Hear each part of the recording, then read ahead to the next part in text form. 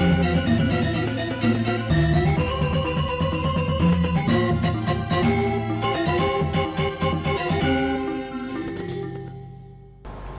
Swastiastu, pemirsa Bali TV dimanapun Anda berada, kembali saya Nyoman Winata, redaktur pelaksana harian Bali Pos. Berjumpa Anda dalam Bali Pos Talk. Topik kita di edisi kali ini kembali mengangkat bagaimana tentang meneropong ya manusia-manusia Bali dari mentalitas, sosial, budaya. Karena mulai muncul kegundahan, bukan kegundahan yang baru sebenarnya, tapi sudah dari lama. Cuma kita ingin mengkontekstualkan ini dengan awal tahun 2025, seperti apa kita menatap ke depannya.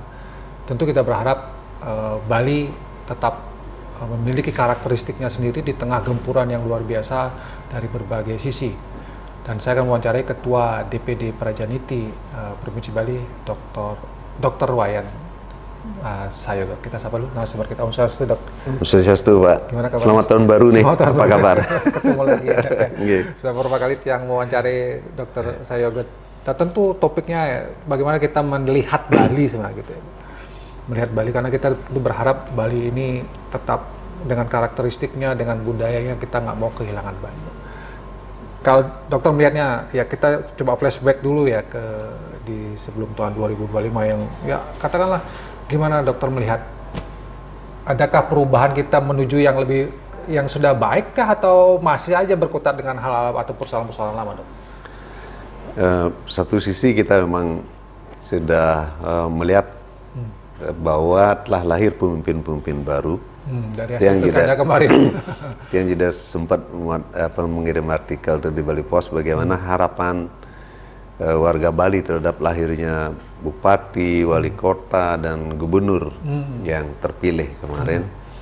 Jadi memang setiap para ksatria atau pemimpin ini kan memang harus punya visi gitu. Jadi visi ke depan mau menjadikan Bali ini seperti apa.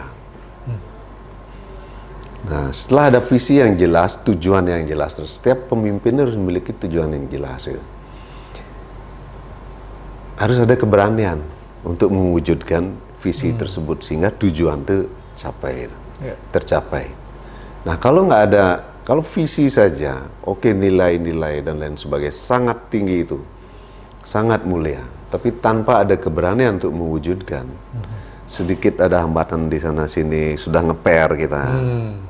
Wah, nggak usah di masyarakat, warga ngomongnya begini, terus nggak jadi. Padahal apa yang mau diperbuat itu adalah sesuatu yang baik untuk kebaikan semua, bahkan di masa mendatang. Nah, tidak sampai di sana saja, kita tuh harus berpikir juga go beyond istilahnya. Jadi di balik dan di belakang 25 tahun lagi, 50 tahun lagi, kita harus berpikir demikian. Kalau tidak, seperti misalnya saya cerita soal bandara di Bali. Bandara ini dalam waktu sekian lama juga akan sudah di bawah permukaan air laut nih. Karena air laut. Iya, karena air lautnya kan naik terus. Itu sudah harus dipikirkan. Belum juga hal-hal yang menjadi momok persoalan kita selama ini kan.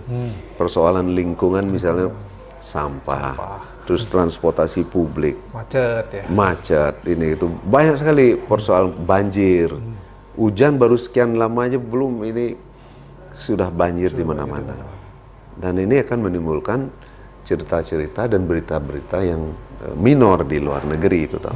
Nah ini kan. Ya. Tapi kalau dokter tadi mengatakan visi, misi, visi atau kemudian keberanian melihat ke depan. Nah, apakah selama ini pemimpin kita tidak memiliki hal itu? Kalau visi misi oke lah, kan karena mereka di waktu kampanye, wah visinya gini. Tapi keberanian dan melihat ke depan itu ada tidak, dokter melihat? Keberanian di sini dalam pengertian dilandasi oleh visi dan pemikiran yang jernih sekali. Jadi kita harus membiasakan argumentatif gitu ya. Terhadap misal katakanlah apa yang menjadi rencana kebijakan pusat Jakarta. Kalau ada hal yang tidak sesuai dengan kebutuhan kita di Bali, berani kita menyampaikan dengan penuh pertimbangan dan kesadaran. Kita berani mengatakan tidak setuju ataupun menolak, sampai menolak. Harus berani demikian. Jadi keberanian ini betul-betul dilandasi oleh satu visi dan tujuan yang jelas sekali.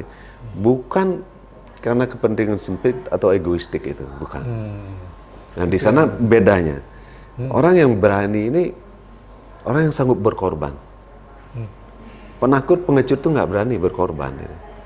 Ya, nah kita memiliki semangat itu dan itu yang perlu dibangkitkan, ditumbuhkan di Bali ini. Semangat altruisme, semangat pengorbanan dan lain sebagainya itu perlu ditumbuhkan, tapi untuk tujuan kebaikan semua. Apakah sifat-sikap atau sifat-sifat seperti itu yang sudah mulai hilang di kita? Nah, hilang atau memang nggak ada dari dulu sudah? Sebenarnya dia tidak hilang, dia kependam aja. Oh, dipendam. Apa namanya? Terpressure dia. Dia ada di bawah tumpukan-tumpukan ini kan. Karena ada kepentingan-kepentingan politik gitu ya. Persoalan emosi, kepentingan ini, kepentingan itu, dia ini.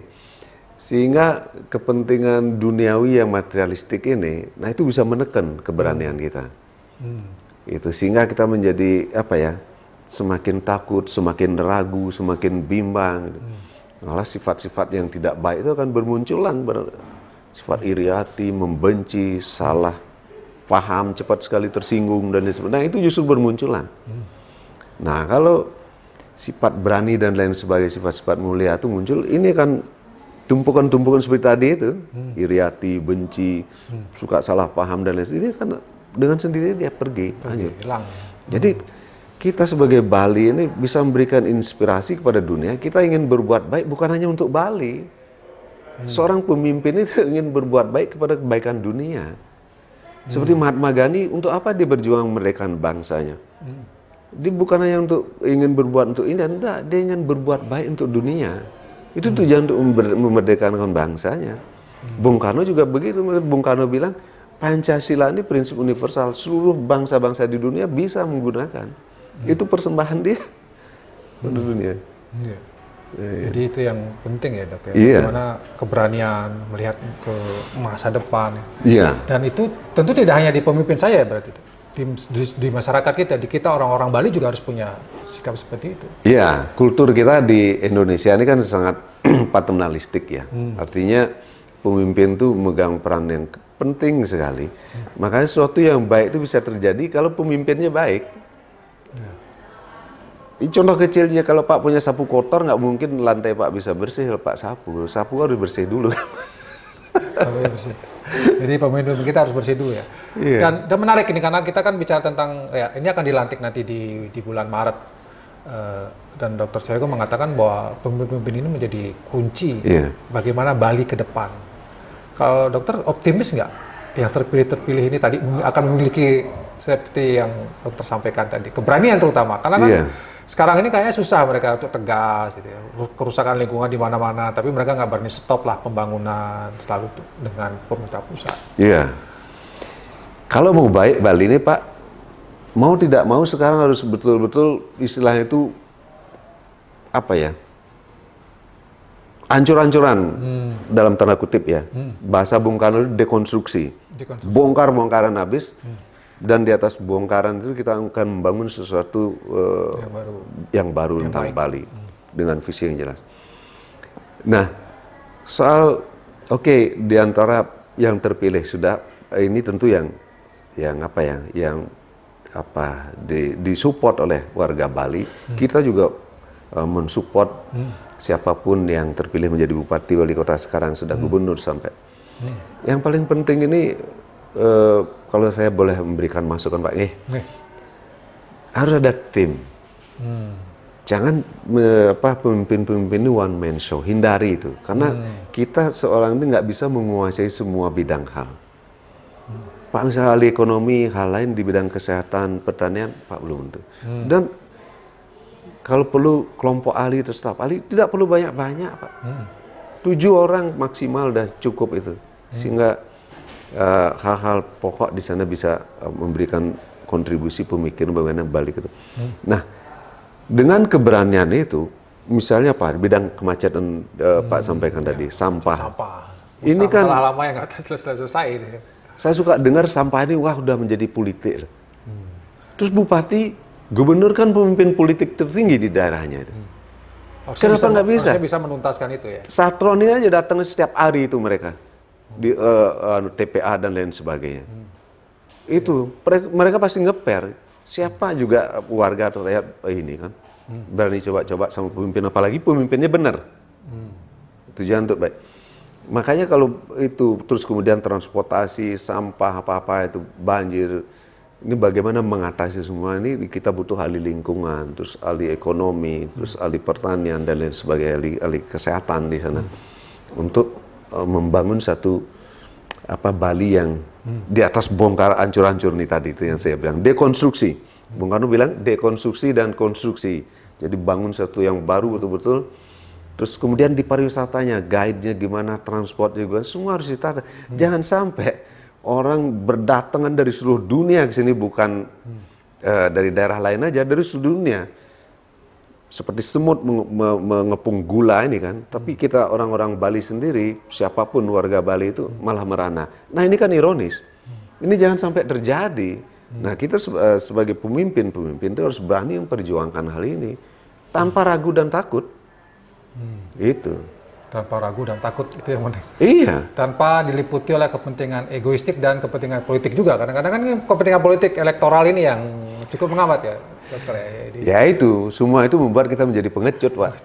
Pemberani itu dia pasti berpikir punya cakrawala pandang yang luas sekali, visi itu jauh ke depan, kebaikan dia yang dia perbuat bukan hanya untuk warga Bali. Ini juga di sini kan istilahnya itu desa internasional. Orang dari mana yang tidak ada di sini itu. Tapi orang kok bisa seenak-enaknya campah dia di Bali gitu. Campah-campah terus gini, apa kadang-kadang di pura kurang ajar, di pantai terus lain sebagainya. Ini kok bisa seperti ini? Nah, ini ada apa? Kita harus introspeksi, Pak.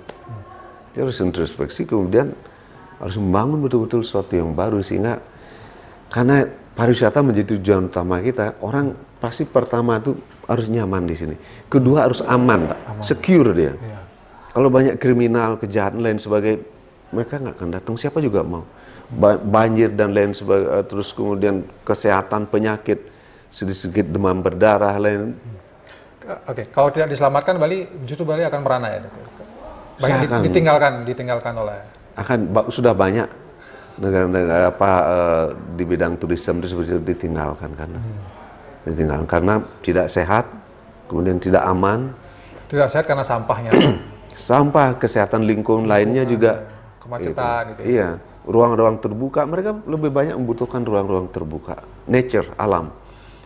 Okay. Bukan gedung-gedung, hotel bintang. Pak, bayangkan aja hotel bintang 5 di Bali jumlahnya itu ini yang bisa menandingi Jakarta.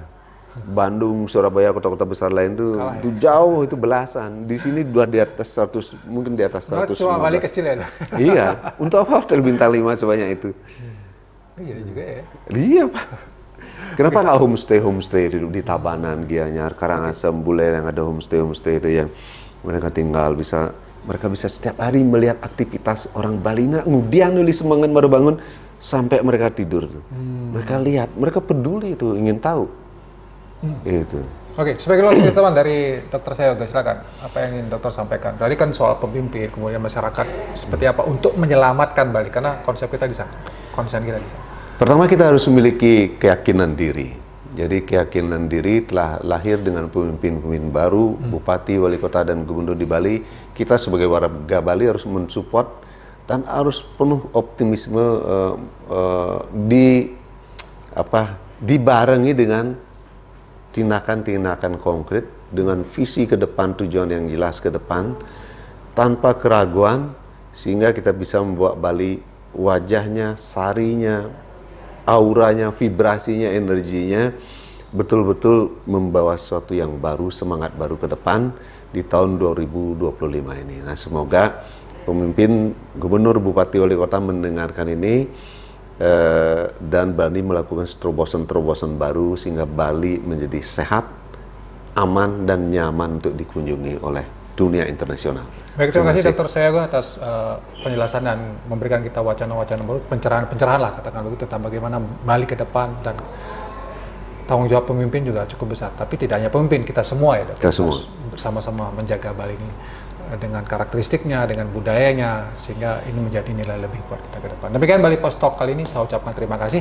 Saya tutup dengan pesan Santi. Om Santi. Sampai jumpa.